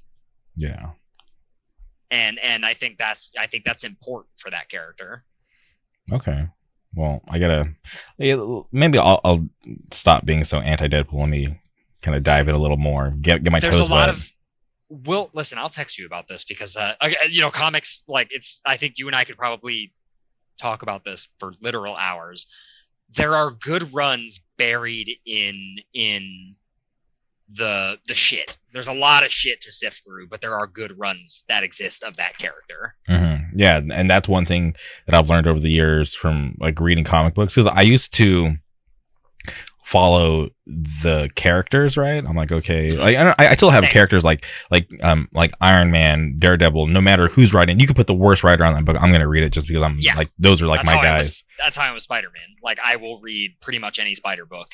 But then I kind of just grew into like, okay, let me follow these writers instead. So now, like, you know, in my later years of being like a fan of comic books, I'm more interested in following these writers and just being a fan of what they write, even if it's something that I might not be interested in. But then I'm always like pleasantly surprised of, okay, yeah, I shouldn't be surprised because I love everything that they've written before, and it shouldn't be surprised that they're able to tell a great story, even if it doesn't involve some of my favorite characters. Yep. I mean, that's how I feel about Rick Remender. He wrote that Frankencastle run where like Frank Castle was like, you know, like a fucking Frankenstein monster. And I remember when somebody told me about that before I read that run, because I don't particularly love Punisher. And I remember hearing about like Frankencastle before reading that run. I was like, what a stupid ass idea. Like what just a colossally dumb idea. And somebody was like, no, dude, like it's actually like really fucking cool. You should give it a shot. And I read it and I was like, all right, like I'm sold. This is actually somehow awesome. It's really fucking interesting and cool. Yeah, 100%.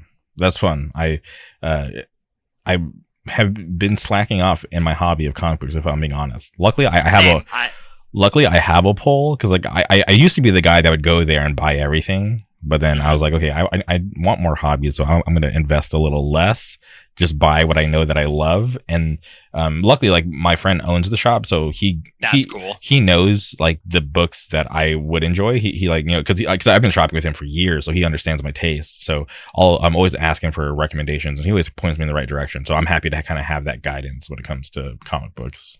I'm pretty far behind. I haven't followed comics since probably 2014, 2015. And I need, and it's funny. I keep thinking like, maybe I'll go start a new, I was like, maybe I'll start a new pull list. Like maybe I'll start buying comics again. And I need to get back onto that. Cause it's something I enjoy a lot. So I just been recommending this to everybody. Stray Dogs. Yeah. Give me the scoop. Sell me. Here. Well, I'll just read you the little blurb from Forbes. Sick. It says, "What do you get when you crossbreed Silence of the Lambs with All Dogs Go to Heaven? Well, you get Stray Dogs." Sick. I'm sold. Yeah, I will absolutely scope this out then. Yeah, it's like, so I was put onto that book by my buddy who owns a comic shop. Shout out Enrique. And it was so hyped up that it's like one of those books where like issue one's like $100+ because it's so popular and so good. Yeah. So I was like, all right, call me when the trade comes out. And sure enough, the trade came out, and I was like, let me pick that up because I'm super into it. So. That's sick. Yeah, I'll scope it out. Mm-hmm. Okay. Well, damn, Dave, this has been super awesome. Yeah, it's been a blast. Yeah, we'll have you back on because obviously I feel like there's way more stuff that we can talk about. But I, cool. Want to say that for a later date. But I definitely appreciate you coming on the podcast. I'm a huge fan of Weapon X. I admire your dedication to your scene because it's super cool, right? From being overlooked to one of like the best scenes around. You got Knock Loose, one of the biggest bands in hardcore. Yep. You can't argue that. They're definitely top three. So you can't argue that. So it's cool to watch that from afar. But before we sign off, is there anything else you would like to say? I don't know. I probably should have thought of, I don't know, some things to shout out. And I haven't, but I really appreciate you having me on here. And I've honestly had a blast with this. I can't wait to do this again. So, and like I said, I'll text you more about comics and shit. Cause clearly there's plenty of ground to cover. For sure. Okay. All right. Well, I appreciate your time. Thank you everybody for tuning in, and we'll be back soon.